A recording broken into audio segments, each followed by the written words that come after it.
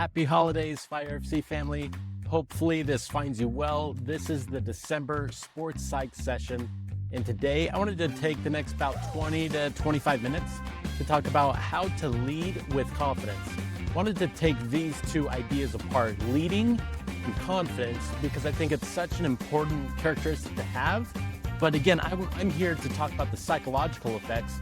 So I wanted to maybe present it from a little bit different avenue and at a little bit different place when we talk about confidence and leadership. Here's a fact of life. You're going to change one way or another, right? And it's better to do it on your own terms. Take that initiative to start educating yourself, to start being curious if you're not already, to learn a little bit more, to improve a certain facet. These two characteristics specifically being confidence and leadership, if you're not doing it already. If you are doing it already and you're just like, hey, I'm already a captain of my club team. I'm already a captain of my high school team. I'm already considered a leader in the classroom. Your challenge now becomes, can you continue to be a leader? And can you continue to add to your tool belt that you've been able to build over however many years you've been able to build it already? Are you with me? So just be mindful of those pieces and those facets that define and create who you are to be the best version of you, first and foremost, for yourself. So let's talk about confidence a little bit. Again, from a psychological standpoint, where does confidence even come from? How do you get confidence? If you have bad performances, how do you get back to where you were before those bad performances?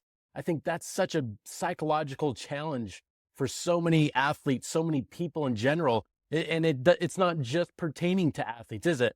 It's pertaining to you as a person. It's pertaining to you in the classroom. It's pertaining to you in and around your social group that you choose to surround yourself with.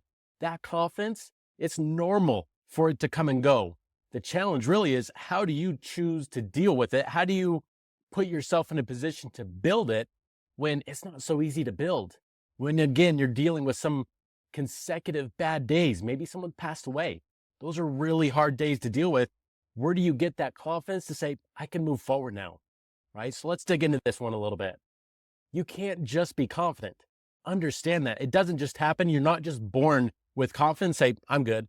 I'm in a good space forever, right? You need to earn your confidence by doing these things, not lying to yourself, not being lazy, doing the things you said you were going to do, and getting better every single day. That's the recipe, simply put. Are you with me? So be mindful of how you can reset things, because it is within your control. I think too many people dish confidence off onto other people. Well, I'm not confident because these people beat me down. I'm not confident because they don't believe in me. First and foremost, you got to believe in yourself. You have to be able to understand that I can change things if I don't like things that I have going for me right now. Might that mean I hang out with a certain person a little less? Might that mean I hang out with a certain person a little more? Might that mean I do some things that I know I probably should be doing? I know what to do. I just need the action to do it, right? Sometimes it's not even learning something new. It's just applying what you already know.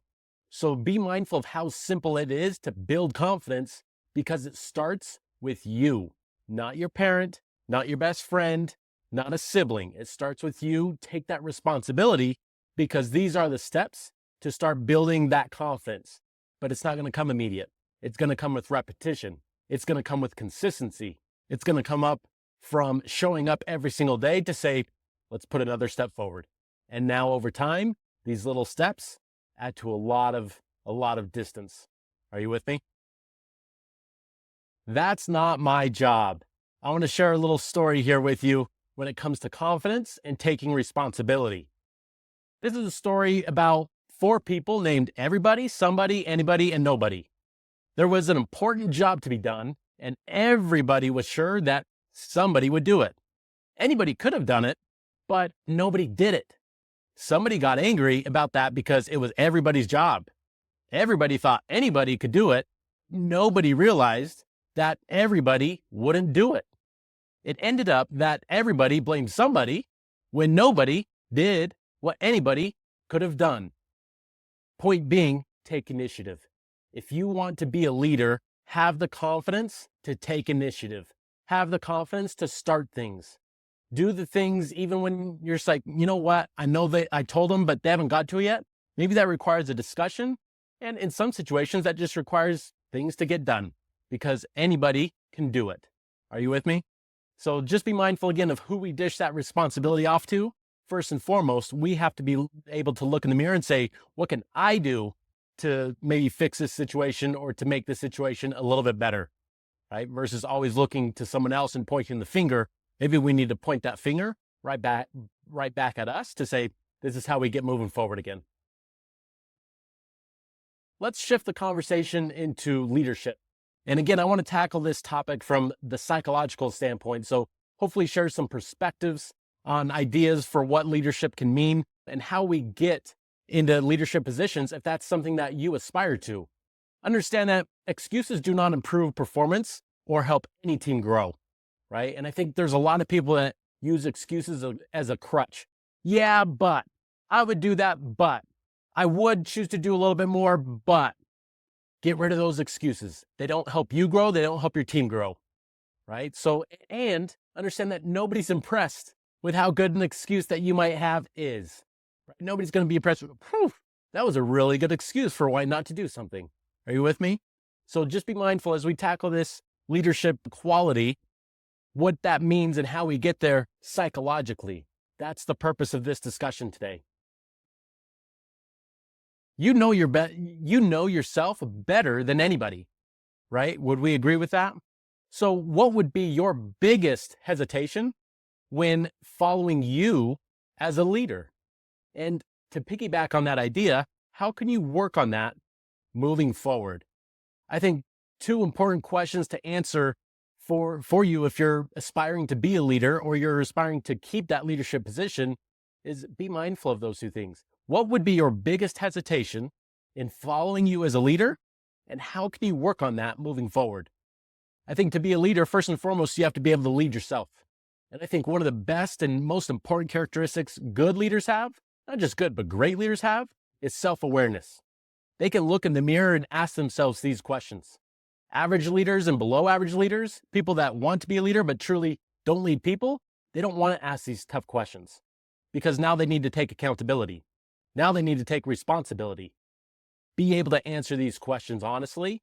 Now you can move forward off of that and continue to build that tool in that toolkit in your tool belt. Are you with me? Here's a big misconception so many people have about leadership. That they have this belief that leaders are born. Leaders are so sure about themselves and have to be sure about themselves all the time. They think that leaders are first to everything and that they're so loud and they have to project themselves. And now all of a sudden, if I don't meet most or all of these criteria that I feel like a lot of leaders have, I can't be a leader. That couldn't be further from the truth. Those characteristics do not define a leader. Here's the ones that really mean something to say, that sets them apart. Here's a little list for you. It's humility, that self-belief to say, I'm not better than anybody simply because I'm in this position, simply because I might have that captain armband on, simply because people look to me for advice. That doesn't make me better than them. That just means they trust me with what I've got to say because maybe that means I'm thoughtful, right? Another one on here is staying curious. Be curious, not judgmental. Be open-minded to say, couldn't we do it a different way? Just because you've done something the same way over and over, it's no reason to keep doing it that same way. Now, if it's working, I'm not saying break something that's not, or fix something that's broke, but I'm saying just because you might be getting average time and time again, it doesn't mean you should go with it. Maybe there's a better way, right? Stay curious. Have empathy, not sympathy. Sympathy means you feel bad for somebody. Empathy is your ability to understand where other people are coming from. That's such an important characteristic to have here, right? To be able to bring yourself back and say, what might they be seeing from a different perspective that I'm not seeing, right? You're empathetic. You listen well. I think too many people believe that leaders are talkers, that leaders always have to be saying something. I think the best leaders sit back and listen because then that helps them understand and realize what makes people tick. When I start listening to you, I start understanding your story. And now I can better relate and help you get where you want to get. Leaders, the really good ones, they're continuous learners. They're always looking to adapt. They're not stuck in their ways of 20 years ago and saying, Well, that's the way we've always done it. They want to be curious and say, what might be a better way? What's a more sustainable way to go about this? What's a more realistic way to go about this? What's just a better, new, modern way, right? Because we don't know what we don't know. And sometimes we have tools now at our disposal that we didn't have before. Might there be a better way forward? I think those are some key facets that the best leaders truly have in common. Last but not least, they're grateful. They're grateful for the things they have. They're not resentful about the things they don't have. I think there's a lot of loud noise out there that says, you should have this and you should want this, and you forget the things that you have right in front of you because you're too busy chasing the things you don't have in front of you. That's a dangerous place to stay. That's a dangerous place to be. And again, it goes back to self-awareness to say, what am I grateful for? What can I move forward with? What can I do? And not just think about the things you can't do. Are you with me? Those are true characteristics of what leaders should have. And these, you're not born with any of these. You're not born curious or not curious. That's a question you have to ask yourself to say, if I don't have that characteristic, how can I look at things a little bit differently to start being that a little bit more? You're not born with empathy or not born with empathy. That's something you learn to do. And you can learn it when you're 12 years old, 16 years old, 26 years old, 46 years old. Are you with me? So point being, you don't have to be a certain age to have these characteristics, to have these mental capabilities. And by the way, you don't have to have a previous skill set to start building on these. These are something that you can start today if you don't do them well and you want to start doing them, right? Or if you do them, but you need to do them better. You don't have to wait 3 years. You don't have to wait 4 months, right? So just be mindful of what the true characteristics that leaders truly do have. And you're not born with these characteristics. It can be learned. 55-38-7, that is not an old combination of mine. That is the communication rule. So if you haven't heard of this one, here's what great leaders understand. 55% of what you communicate is your body language. This is scientific fact, not my opinion. 55% of what you communicate is your body language. If I'm sitting back with my arms crossed, that's telling you something. If I'm leaning in to talk to you, that's communicating something, isn't it?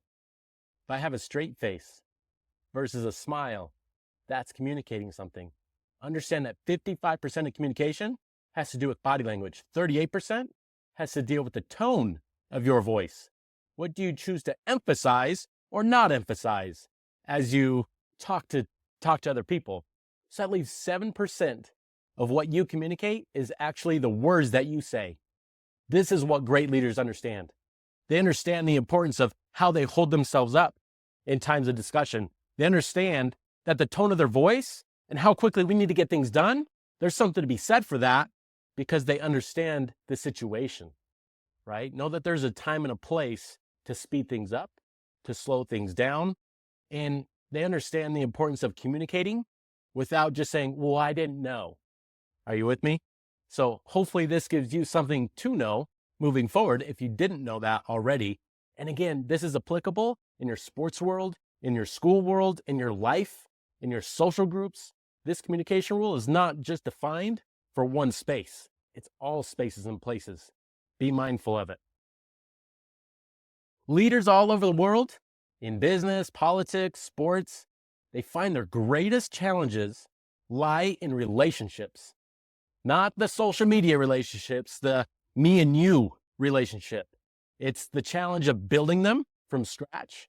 It's the challenge of maintaining them over time. It's the challenge of growing them.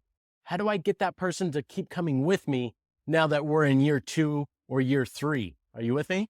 And the challenges of saving them. Probably the hardest part of relationships, if I had to choose one, is sometimes, when is it time to let go? When is it time to step away maybe from a relationship? I'm not just talking about an attraction relationship. I'm talking about maybe it's a friendship situation. Are you with me? So sometimes, or might we need to invest a little bit more time to save it because it's worth saving. These are the biggest challenges that leaders will face. So be mindful as you continue to grow, as you continue to mature. This is already in place. Don't think that you're unique to say, God, that's tough. You're right, it is tough. And it's always going to be tough. And guess what? There is no easy button to deal with that situation. It's your ability to deal with those tough moments just a little bit better. What might that look like when it comes to the communication rule of 55-38-7 to save a relationship? Might your body language play a factor in being able to save a relationship? Might your tone be an influencing factor to maintain a relationship that's starting to crumble? Are you with me? Be mindful of these things here as you continue to grow, as you continue to move forward, as you continue to aspire to be in leadership positions. As you continue to get older, you're going to find yourself in leadership positions. There's no doubt about it for every single one of you, right? And sometimes you'll be a different type of leader depending on the situation. Maybe you're thinking, I'm not a captain. I don't really care to be a captain. I'm not a leader in my classroom. I'm good being quiet, right? That was me. That still is me in so many different spaces of, I like just being a part of a crowd and just being on the periphery, being on the outside, just listen a lot, seeing what people have to say. I'm not the one to go initiate conversation more times than not. I'm content just sitting back and having a good time. Just understand that maybe one day you have a family. Maybe one day you're able to be a parent. All of a sudden you're in a different leadership position. Your kid, whether you like it or not, is going to look up to you to say, what's the way, mom? What's the way, dad? And they're going to model after your actions, right? That is a leadership position. You might become a coach, similar to your coach right now. You might become a teacher. You might become a CEO. You might become a business owner. People are going to look at you in different spaces, in different ways, understand the way you need to lead. That might shift and mold. It doesn't have to be copy and paste. Just because you've always done something one way, it doesn't mean that's the answer and the way forward. Are you with me? So be mindful of these things. Again, it has to do with you being here mentally to say, how might I need to shift a little bit based on the crowd or the people or the person that I'm working with right now? How might I need to tweak my tone of voice? How might I be able to replicate and get in sync with somebody a little bit more when it comes to how I'm communicating without communicating? Again, my body language. Are you with me? Your future, it's found in your daily routine. That's where your future is found. I think so many people put it off and like, and 10 years ago, that's so long from now. Next year, that's so long from now. Just be mindful. Your future is found in your daily routine and what you do every single day, right? Successful people, they do daily what other people do occasionally. So again, don't be blaming other people for saying, yeah, but I don't have that. Get rid of the yeah, but. What can you do? What do you have going for you, right? And start working off of those pieces. And now you're going to start building that future that you want. You're starting to influence your future by the things that you do today. Are you with me? Figure out what you can do and just understand those small wins that seem pointless, that seem like they're taking you nowhere. Day 1 feels like no change. Day 14 still doesn't feel like a change, but you're 14 days in. Are you with me? And now at day 30, you see a small change. At day 90, for 3 months, you're just like, okay, I'm seeing something. You did that for another 90 days. Now you're at almost 200. You're at 180 days. And you're just like, okay, I'm making progress. Are you with me? Right? So your future is found in what you do on a daily basis. Understand those things. I know I've shared this before, but I'll share it again because I think it's worth sharing. And it's those that are most successful have figured out that if they commit to doing what they don't want to do, when they don't feel like doing it, that's how they become a lot better over time. It's that daily investment that they choose to make. Other people are like, I'll do it tomorrow. And tomorrow becomes tomorrow, doesn't it? And tomorrow becomes tomorrow. And all of a sudden you've got a week gone by and you're just like, oh, got to do all that today. Are you with me? Be mindful of the choices you make today because it's shaping your future and the decisions you can or can't make tomorrow. An old man once said this, erasers, they're made for those who make mistakes. Maybe here's a different way of thinking of erasers. Because a youth once replied, erasers are made for those who are willing to correct mistakes, of taking responsibility. Point being, your attitude, it matters. Your perspective, it matters. And it's going to shape the way you see the world. I know I've asked this before, but I'll ask it again based on this idea. Do you feel like the world is a mean place? If you do, you're going to find more examples of it being a mean place. You're going to focus on finding more negative situations that played out. Flip it on its head. Do you think the world is a nice place? If you do, Your brain is going to search for more examples of it being nice. Depends how you look at the situation, right?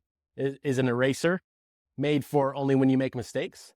Or is it when you're willing to correct a mistake and make it better? Depends on your perspective. Your attitude, though, it's the driving force. Guess what? It's free. You get to choose it. You get to choose how you look at something. Be mindful of that because that's going to steer you in a direction, right? But again, that's up to you and where you want to go based on how you choose to look at a situation.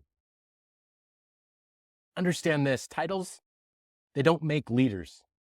Just because you might be, or someone on your team that's not you has that captain armband, it doesn't make him a leader, right? It gave him something tangible to put on, gave you something tangible to put on, but it's truly your actions that are gonna make you a leader or not. Be mindful of that. I think a lot of people get lost in the representation of leadership. They get lost and they get resentful sometimes when they don't have that C on their chest or that C on their arm or on their leg, wherever they choose to wear it. Are you with me? Just remember, your actions will always be the key indicator of can you be followed or not? Because ultimately it's, can you lead yourself first? And if you can do that well, now it's going to start transcending. Might not happen today, might not happen this year. Just understand over time, keep doing those things if you truly want to be a good leader. And those actions will put you in leadership positions. I can guarantee you that. This visual, I think, is such an important one to really hone in on. Hopefully I've given you some ideas, because I think from ideas, you can start gaining clarity. But more importantly, it's the actions that are going to give you clarity. I learned about business by building a business. I learned about content by creating it. I learned about public speaking by doing it. I think too many people live in theory too often. So if you want to change your life, less theory, more action. If you want to get to a place you've never been, you have to be willing to do things you've never done. And that doing is the secret. You just start. Stop waiting for the right time. It's never going to feel like the right time. Stop waiting to learn more. You're never going to learn enough. You're going to learn the most, though, by doing. You're going to accomplish the most by doing. And that doesn't live in theory and playing things out in your head to say, I wonder what if. Start making that what if I did. Are you with me? And now you can move forward on that. Remember this one as you continue to lead. If serving is ever below you, leadership will always be beyond you. Say that again and read that again. If serving is below you, leadership is beyond you. You are most uniquely prepared and equipped to serve the person you once were. Think about a recent hardship that you've dealt with. And again, you've dealt with it. You are now best and most uniquely ready to serve that person you once were. If you got through a dark moment in your life, you're now most capable and uniquely capable to help that person that's in their dark moment. Are you with me? Because you have that experience, you're now on the back end of that to say, here's how I made it. Go share that story. Go share that example. Go bring that person that's in a down place right now to say, I've been there. I know what that's like, right? Or maybe it's a great accomplishment because you put in the work from an academic standpoint and you earned it. Are you with me? And you doubted yourself along the way, but you got what you wanted to get. You're now most uniquely prepared to help that person that has that same self-doubt, right? Just remember though, if serving is ever below you, no, I don't need to help other people. Leadership will not find you because you didn't make the time. And you know what? That's where fulfillment comes from. That fulfillment comes from bringing other people with you. That's truly what's going to fill up anybody's bucket. I don't care how old you are. How can I serve other people? I think too many people, when they think about what do I want to do when I grow up, they think about the what and they think about the why. In my opinion, you should first think about the who. Who do I want to help? Who do I want to help get in another place? And now that should be your driving motivator to say, that's going to put me in the direction that I want to go, right? Because I'm serving other people ultimately. I'm helping solve their problem. Are you with me? Here's just some ideas and takeaways as I conclude this presentation on leadership and confidence. You must constantly ask yourself these questions. Who am I around? What are they doing to me? What have they got me reading? What have they got me saying? Where do they have me going? What do they have me thinking? And most important, what do they have me becoming? Then you have to ask yourself the big question, is that okay? And your life, it doesn't get better by chance. It gets better by change. So if you're asking yourself these questions, and you're like, I don't like where I'm headed, you've got a choice to make, don't you? Do you want to keep that same friend group, or do you need to change your goals or your aspirations? You can't have both, right? You can't have both. You can't be who you want to be and who you used to be at the same time. You have to give something up to get something in return. That's just the game of life, and that's the way it's always going to be, right? So be mindful of the decisions that you have. And the best part about it is you get to make those decisions. Nobody gets to make them for you. You just have to honestly ask yourself these questions and then say, is this where I want to go? Am I headed in the direction that I selfishly want to head into? Are you with me? I want to delve into this one real quick. It still pertains to leadership, but it's such an important facet because I think we mask leadership sometimes for emotion. And I want to address this one for our listeners out there. The measure of who we are is how we react to something that doesn't go our way. I love this picture. You probably watched the Super Bowl. This is just last year, I think, that Travis Kelce went off on the sideline in the Super Bowl. Andy Reid, like what a person, for not reacting in this situation. And to be able to keep your cool in tough situations, I think such a definitive characteristic to have as a leader. And again, it has to do with dealing with things here, right? Dealing things mentally, not just showing and expressing things on the outside all the time, right? And I want to conclude with this. The explanation for my cool and calm image isn't that I don't have any emotions, but that I deliberately control them.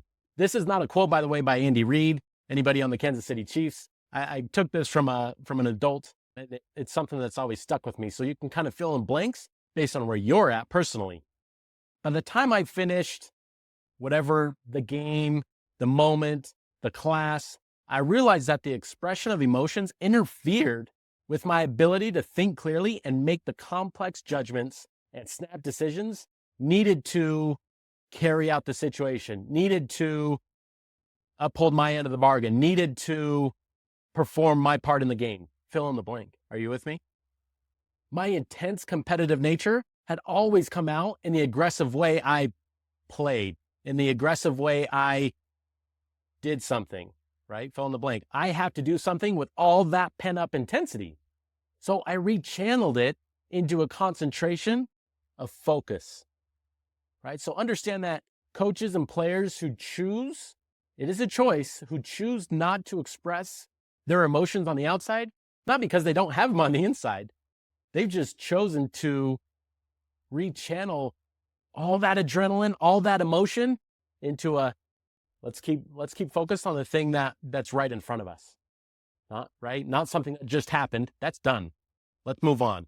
That becomes a mental thing. That's such a mental and important skill. Again, you can start building that skill when you're 11, 12, 13 years old. You can have more experience. Think about how far along you are by the time you're age 16. If you've been intentional, that's a 4 or 5 year, right, window that a lot of 30-somethings say, I wish I would have known that when I was younger, because I've had 20 years of regret in my life because I've always allowed and let emotion take over. Are you with me?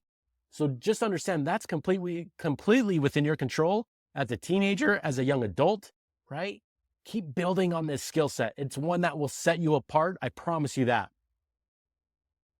Wanted to leave this for you. Here's a comprehensive, full list of everything you're entitled to and what the world owes you. It doesn't owe you anything.